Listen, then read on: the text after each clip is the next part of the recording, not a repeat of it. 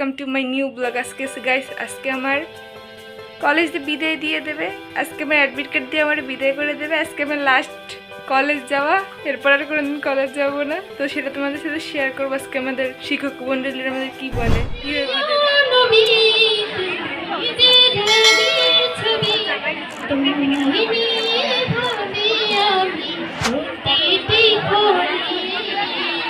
হৃদয় মাঝে গাথি ছন্দের গানে তুমি আমার ফুটন্ত ফুলের বাগানে তোমার সঞ্চয় কেটে যায় দিবস রজনী তোমার হৃদয় স্বপ্ন জীবনে তোমার সঞ্চয় কেটে যায় দিবস রজনী তোমার হৃদয় স্বপ্ন জীবনী ভাবনা দেখো তুমি হয়েছি বেগুন আমি ভাবনা দেখো তুমি হয়েছি বেগুন আমি তোমায় নিয়ে ভাবি আমি প্রতিটি ক্ষণে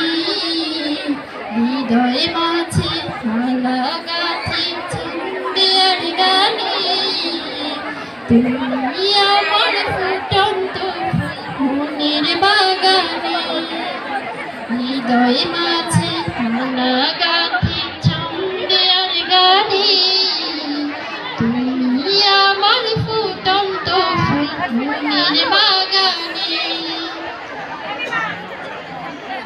ধন্যবাদ সাল্লাম ও এইচএসসি 2021 ব্যাচের শিক্ষার্থীদের বিদায় 2021 খ্রিস্টাব্দ রোজ রবিবার। সম্মানিত উপস্থিতি, বরিশাল সরকারি মহিলা কলেজ কর্তৃক আয়োজিত হতে যাচ্ছে বার্ষিক সিরাতুন নবী সাল্লাম ও এইচএসসি 2021 ব্যাচের বিদায় ও দোয়া অনুষ্ঠান। আজকের অনুষ্ঠানে সভাপতি হিসেবে উপস্থিত আছেন অত্র কলেজের ইসলামী শিক্ষা বিভাগের বিভাগীয় প্রধান জনাব আজম হাবিবুর রহমান স্যার। আরও উপস্থিত আছেন বিভিন্ন বিভাগের বিভাগীয় প্রধানগণ, অত্র কলেজের সম্মানিত শিক্ষকবৃন্দ, কর্মচারীবৃন্দ এবং আমার স্নেহের শিক্ষার্থীরা। সঞ্চালনায় আমি মোহাম্মদ কোরআন কিবরিয়া সবাইকে আন্তরিক শুভেচ্ছা ও অভিনন্দন জানাচ্ছি। শিক্ষার্থীরা, অনুষ্ঠানের শুরুতেই পবিত্র কোরআন থেকে তিলাওয়াত করবে অত্র কলেজের শিক্ষার্থী নাজমুন নাহার সুখী, একাদশ বিজ্ঞান বিভাগ।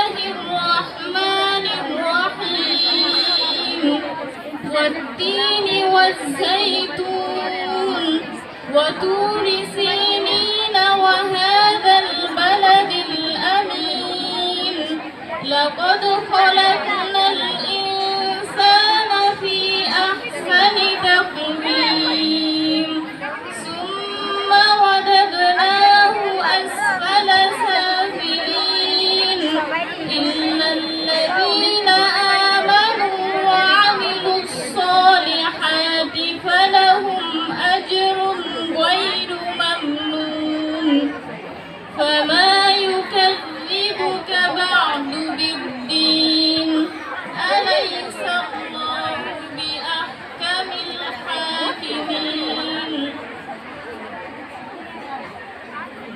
শুরু করছি আল্লাহর নামে, যিনি করুণাময় অতি দয়ালু।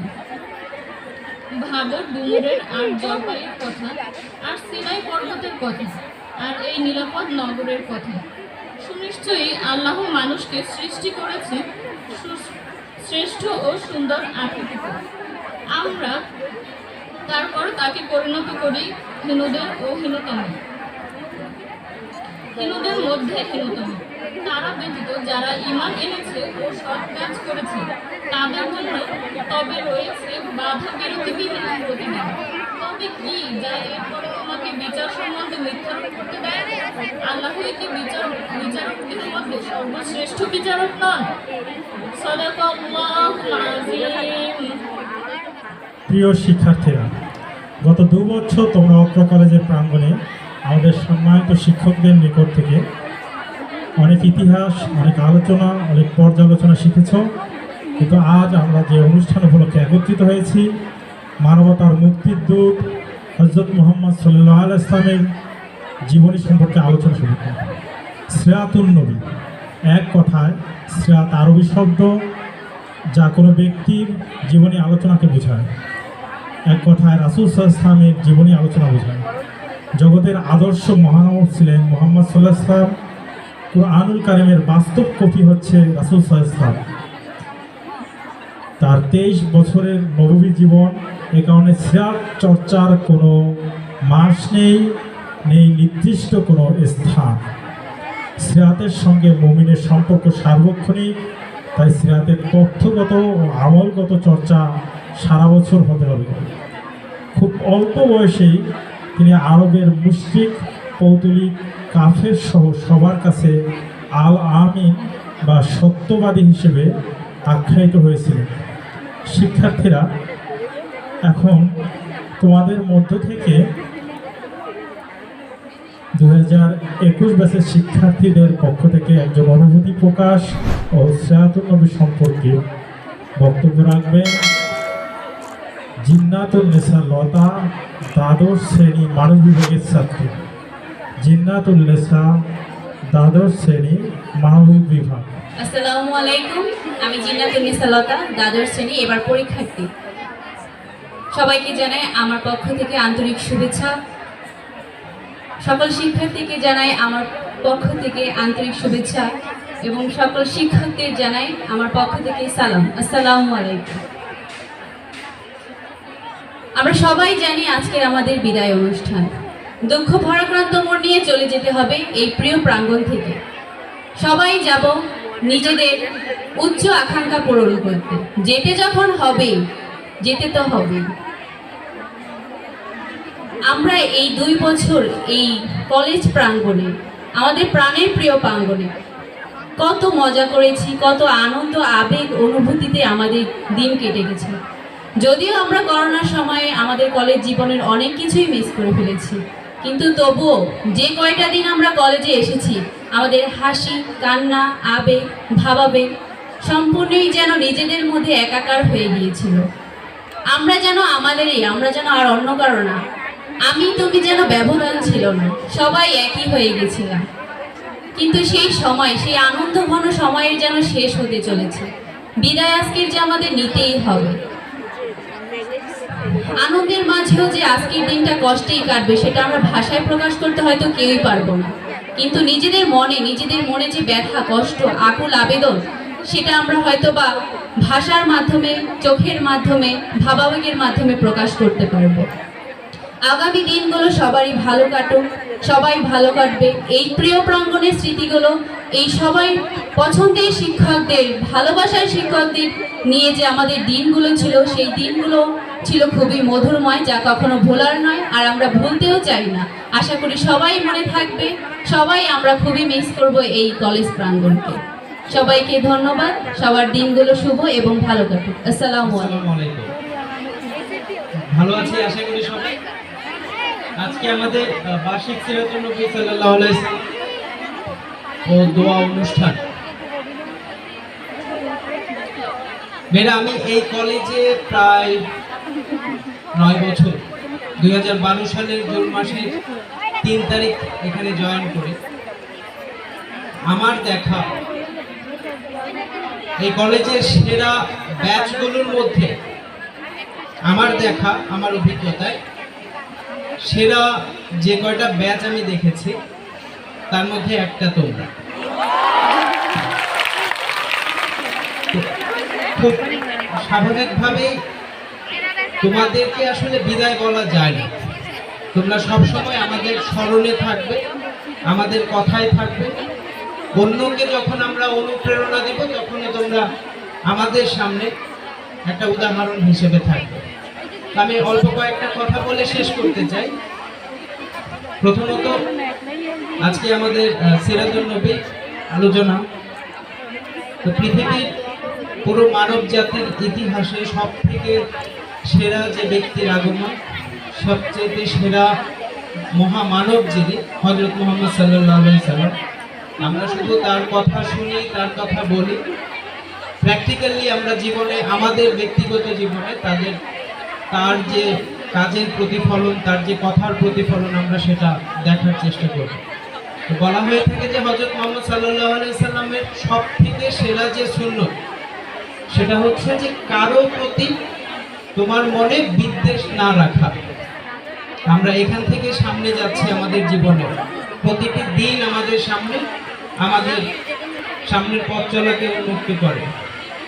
আমরা সবসময় চেষ্টা করব আমাদের পেছনে, আমাদের আশপাশে যারা ছিল, আমরা যাদের সাথে এতদিন ছিলাম, সেটা আমাদের বন্ধু বান্ধব হতে পারে, সেটা আমি তোমাদের শিক্ষক হতে পারি, আমরা তোমাদের শিক্ষকরা হতে পারি, কারোর প্রতি কোনো রকম মনে কষ্ট না রাখা, ক্ষোভ না রাখা, বিদ্বেষ না রাখা, এটা সবথেকে বড় সুন্নাত।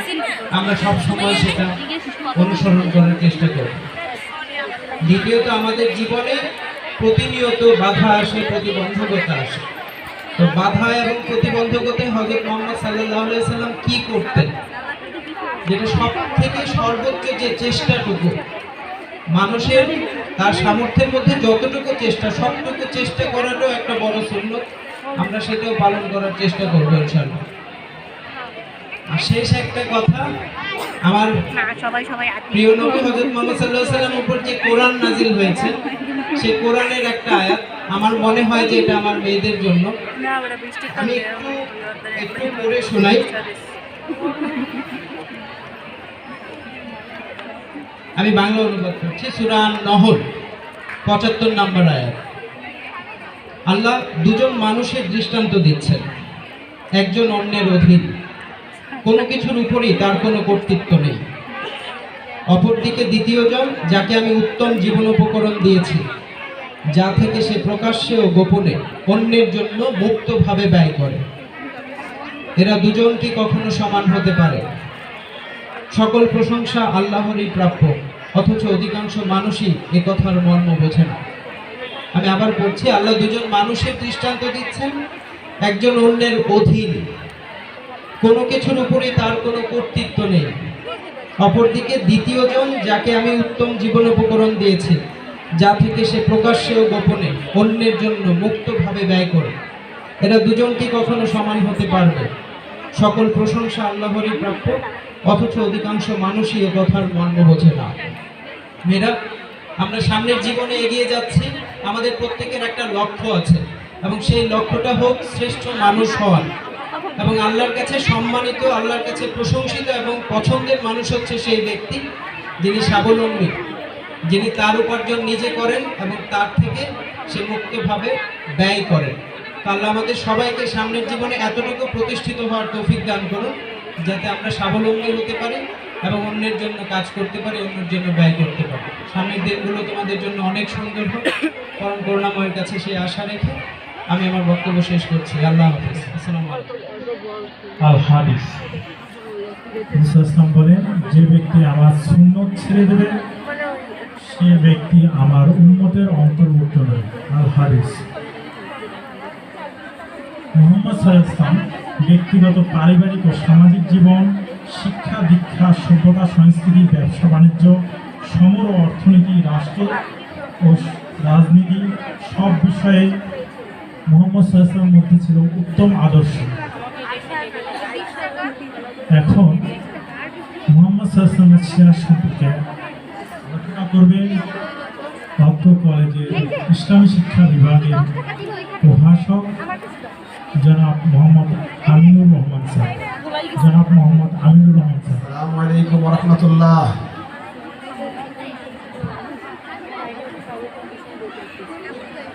আউযু বিল্লাহি মিনাশ শাইতানির রাজীম। বিসমিল্লাহির রহমানির রহিম।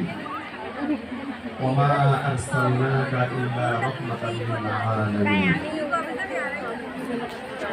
সুপ্রিয় শিক্ষার্থীবৃন্দ, আজকে আমাদের অনুষ্ঠান দুইটা।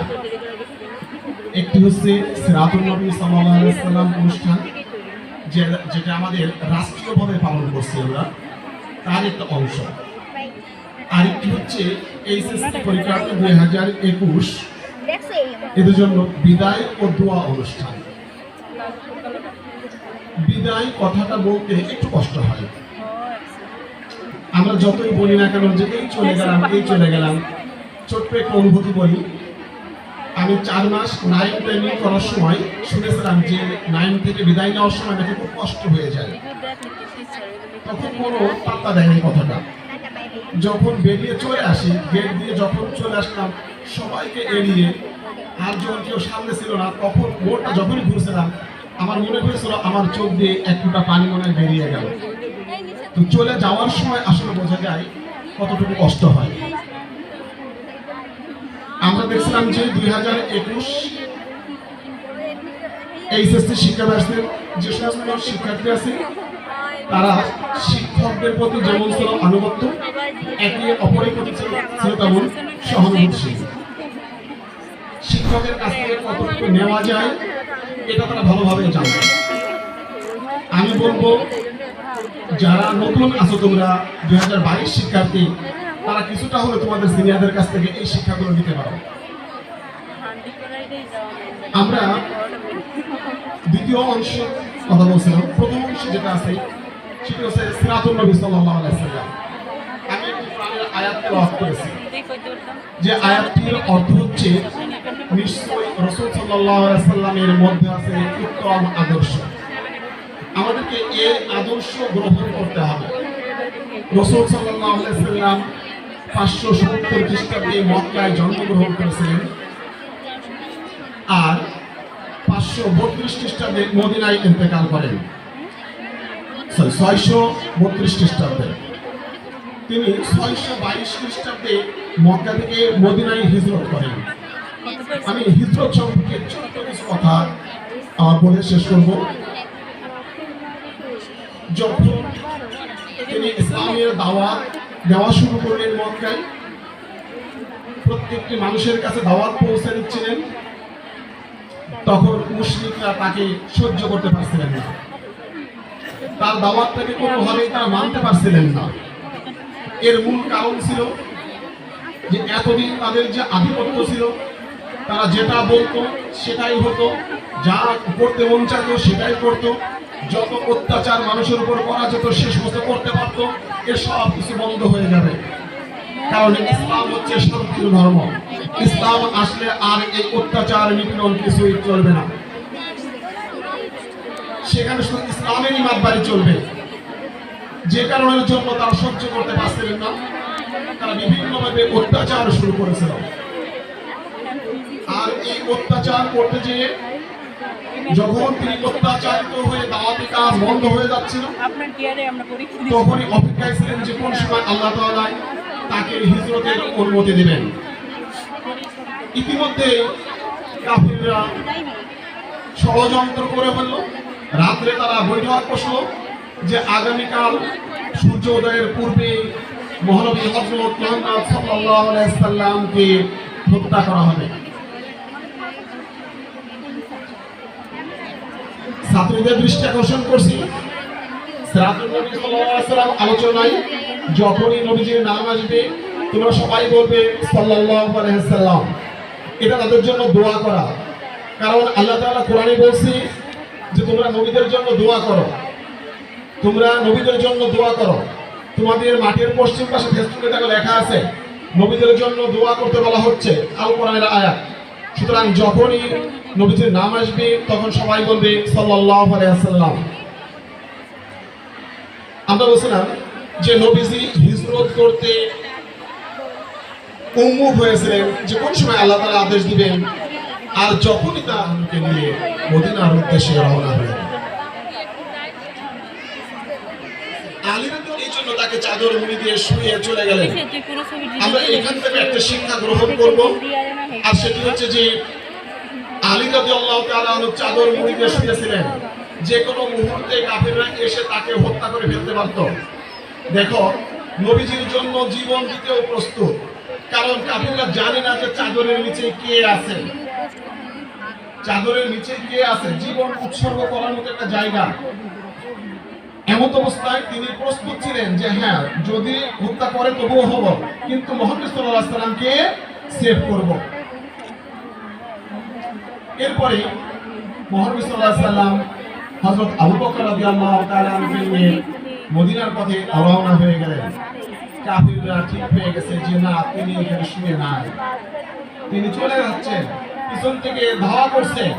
হযরত আবু বকর রাদিয়াল্লাহু তাআলা আনহুকে নিয়ে হযরত মুহাম্মদ সাল্লাল্লাহু আলাইহি ওয়াসাল্লাম সাওর পর্বতের গুহায় আশ্রয় নিয়েছিলেন। তোমরা জানো যে সেই গুহাটা ছিল সাপ বিচ্ছুতে পরিপূর্ণ, আর সেই সাপ বিচ্ছুর গুহার ভিতরে তিনি যে ঢুকে পড়লেন, হযরত আবু বকর রাদিয়াল্লাহু তাআলা আনহু নিজের জীবন বাজি রেখে রাসূল সাল্লাল্লাহু আলাইহি ওয়াসাল্লামকে মুক্ত করেছিলেন। তোমরা জানো যে আবু বকর রাদিয়াল্লাহু আনহুকে সাপে দংশন করেছিল। তিনি পা দিয়ে গর্তের মুখ আটকে রাখছিলেন, কাপড় দিয়ে বন্ধ করেছিলেন। পা যেটাতে আটকে রাখছিলেন, বিষধর সাপ সেখান থেকে বেরিয়ে আসতে যে তাকে কামড়িয়ে দিয়েছিল। রাসূল সাল্লাল্লাহু আলাইহি ওয়াসাল্লামকে যখন রেস্ট নিচ্ছিলেন, রাসূল সাল্লাল্লাহু আলাইহি ওয়াসাল্লামকে তিনি ডাকেন নাই যে তার কষ্ট হয়ে যাবে, অনেক কষ্ট করেছেন, তিনি বিশ্রাম নিচ্ছিলেন, বিশ্রাম নিতে থাকো। দেখো, এখান থেকে আমরা শিক্ষা নিতে পারি যে নবীজির জন্য ভালোবাসা এবং বন্ধুর জন্য ভালোবাসা। হযরত মুহাম্মদ সাল্লাল্লাহু আলাইহি ওয়াসাল্লাম এবং আবু বকর রাদিয়াল্লাহু তাআলার মধ্যে কয়েকটা সম্পর্ক ছিল। একটা ছিল যে তার উস্তাদ, একটা ছিলেন তার শ্বশুর, আবার ছিলেন তার বন্ধু। তো বন্ধুর জন্য ভালোবাসা এখানে আমরা দেখি জ্বলন্ত উদাহরণ। আমরা বলবো শিক্ষার্থীরা, তোমরা বন্ধুদের জন্য একে অপরের স্যাক্রিফাইস মন মাইন্ডে নিয়ে কাজ করবে, বন্ধুর জন্য যতটুকু পারা সম্ভব স্যাক্রিফাইস করবে। আমরা আলোচনা এখানে শেষ করছি। আমার আলোচনা তোমাদের জন্য দোয়া থাকবে, আর আমাদের জন্য সকলের জন্য দোয়া করবে তোমরা। আসসালামু আলাইকুম ওয়া রাহমাতুল্লাহ। আমিনুর রহমান কবি, অত্র কলেজে পদার্থবিজ্ঞান বিভাগের সহযোগী অধ্যাপক জনাব মঞ্জুর সোহেল স্যার।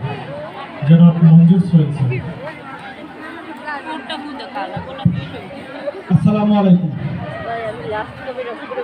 আমরা কি সবাই একটু চুপ হয়ে শুনতে পারবো?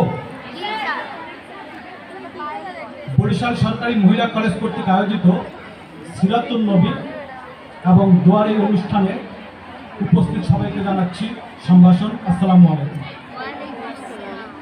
তোমরা সবাই জানো, বাংলাদেশের প্রায় সকল শিক্ষা প্রতিষ্ঠানে সিরাতুন নবীর জন্য একটি আয়োজন করা হয়ে থাকে।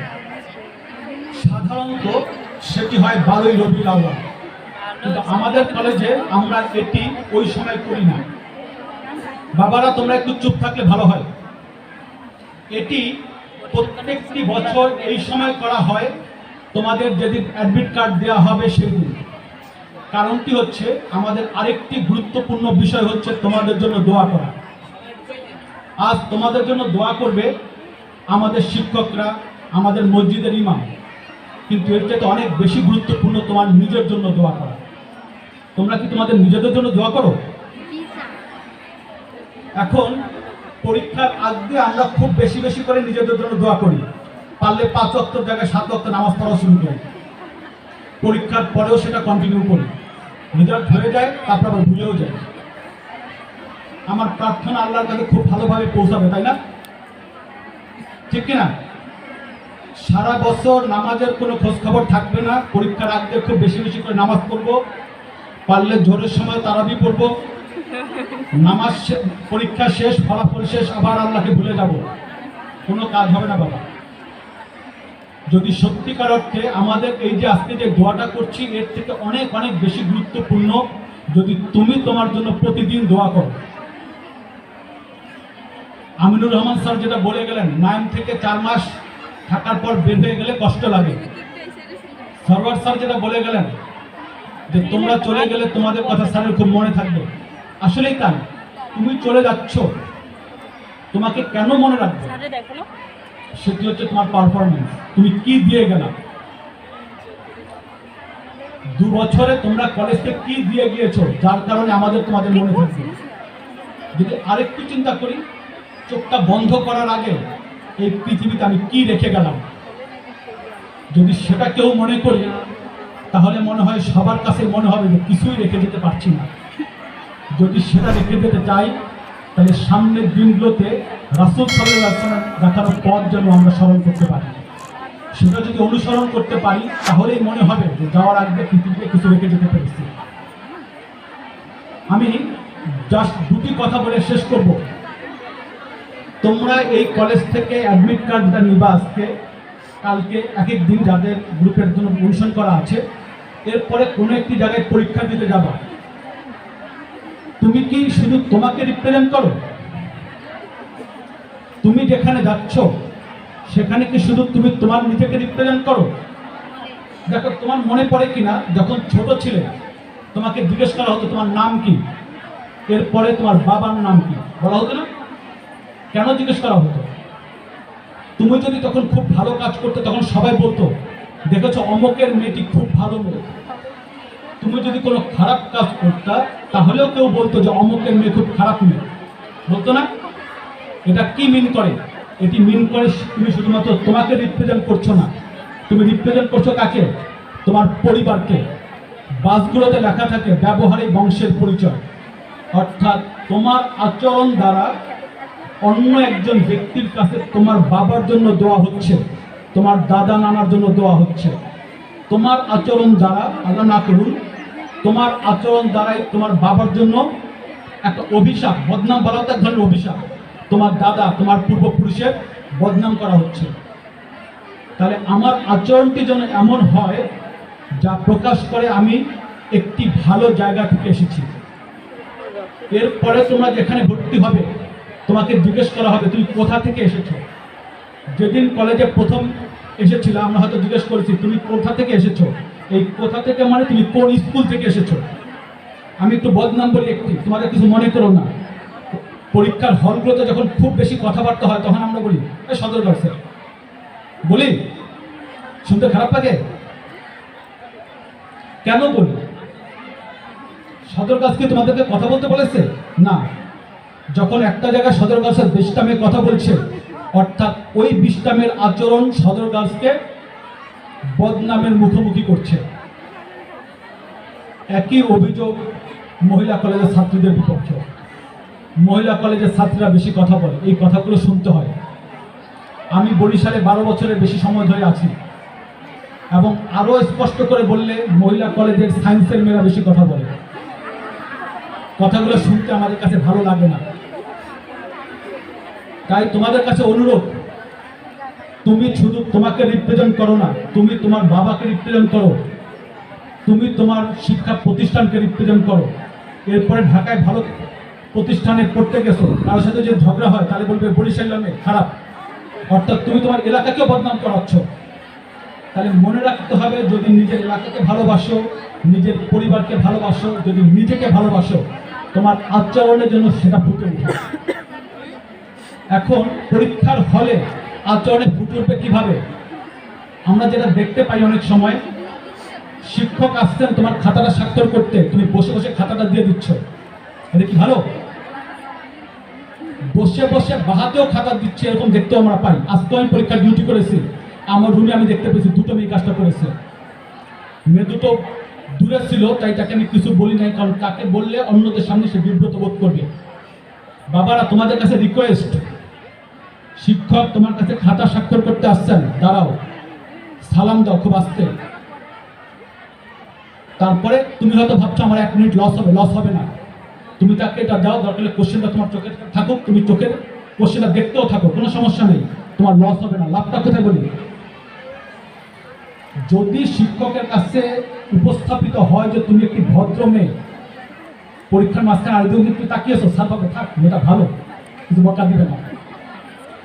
আর যদি বেয়াদবি করো, আমরা তো মানুষ, রোবট না, মাথার মধ্যে গেঁথে দেয় মেয়েটা বেয়াদব, ও আরেকজন তাকালে গাই হাতে দাও, লস তোমার। বুঝতে পেরেছি? সুতরাং যেখানে পরীক্ষা দিতে যাচ্ছ নিজেকে একটি ভালো মেয়ে হিসেবে উপস্থাপিত করো, তোমার জন্য সেটা লাভজনক হবে। যাক, সবার জন্য দোয়া করে শেষ করছি, আর বেশি বেশি নিজের জন্য দোয়া করবা। আল্লাহ হাফেজ।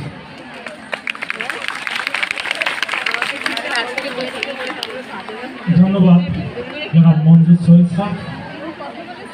শিক্ষার্থীরা, একজন মুমিনের আদর্শ বা চরিত্র এমন হওয়া উচিত, খুব লক্ষ্য করে শুনি, কেউ তোমার উপরে জুলুম করলো, তুমি বুঝলে যে সে জুলুম করছে এবং সে আমাকে মাফ করে দেবে, কিন্তু সে তোমার কাছে মাফ চাওয়ার আগে তোমার চরিত্র এমন হওয়া উচিত তুমি নিজেই তাকে মাফ করে দেবে এবং রাতে নামাজ পড়ে দোয়া করবে, আল্লাহ আমি তাকে মাফ করে দিয়েছি, আপনি তাকে মাফ করে দেবেন। এটা হবে একজন মুমিনের চরিত্র। তুমি এখন বলতে পারো স্যার আমার তো কিছুই রইল না। হ্যাঁ, আমার কিছু রইল না। আমরা মুমিন, আমরা বিশ্বাস করি একদিন আমাদের সকলের পুনরুত্থান হবে, বিচার হবে, হাসরের ময়দান হবে, জান্নাত জাহান্নাম হবে।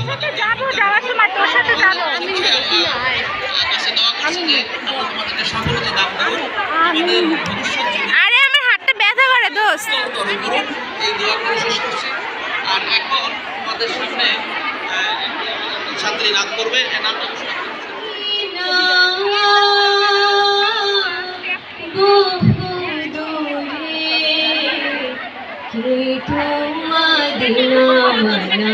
আমার অন্তরে কিন্তু মদিনাওয়ালা আমার অন্তরে সোনার মদিনা বহু দূরে কিন্তু মদিনাওয়ালা আমার অন্তরে কিন্তু মদিনাওয়ালা আমার অন্তরে আমার মন কাঁদে রে প্রাণ কাঁদে রে আমার মন কাঁদে রে প্রাণ কাঁদে রে ওই মদিনা কেমনে যাবো মদিনা রে ওই মদিনা কেমনে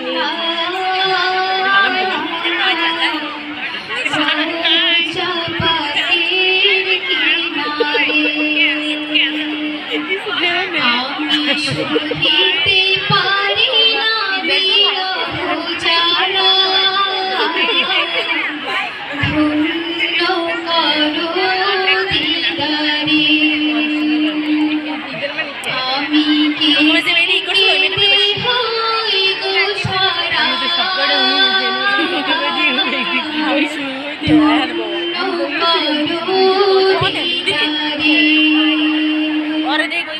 অনেকগুলো অপশন থাকবে এমসিকিউতে, তুমি যদি সবগুলি পড়তে থাকো সময় পাবা না। সুতরাং এবং ওটার মধ্যে 30টার মধ্যে 15টা তুমি একটু খেয়াল করে দেখবা যে কোনটা কোনটা তুমি পারো ওইটাই করবে। যদি সময় নষ্ট করে ফেলো সব পড়তে গেলে কিন্তু টাইম পাবা না। সুতরাং এই বিষয়টা একটু সাবধান। দ্বিতীয় বিষয় হচ্ছে যে স্বাস্থ্যবিধি মানা ছাড়া কাউকে পরীক্ষার হলে ঢুকতে দেওয়া হবে না। সুতরাং মাস্ক, স্যানিটাইজার, কি বলে এটা, স্যানিটাইজার, এগুলো রাখতেই হবে সাথে। আমি আবার বলি, মাস্ক ছাড়া কেউ পরীক্ষার হলে আসবে না এবং স্যানিটাইজার ব্যাগ ইয়াতে তোমার ফোল্ডারে নেওয়া ছাড়া। সবাই লাইনে দাঁড়াইছে তো সেটা দেখাচ্ছি লাইন। এত বড় লাইন আমি লাইনে দাঁড়াইনি, আমি জায়গাই পাই না, সব শেষ হবে তারপর দাঁড়াবো। ভালো কথা, এই মাছটা আমার ভাই আমাকে নিজের টাকা দিয়ে কিনেছে, সুন্দর হয়েছে না? সবাইকে তবরক দেওয়া হচ্ছে, আমি তবরক নেবো কিন্তু লাইন শেষ হোক। এত বড় লাইনে দাঁড়াইতে ক্ষমতা নেই আমার। এ দেখো সবাই সেলফি নিচ্ছে, লাস্ট দিন। আমাদের বিদায় নেওয়া শেষ, আমরা অ্যাডমিট কার্ড কালেক্ট করেছি। আমার সামনের জনের খুঁজে পাই নাই। ভিডিওটা এখানে শেষ করছি, আল্লাহ হাফেজ।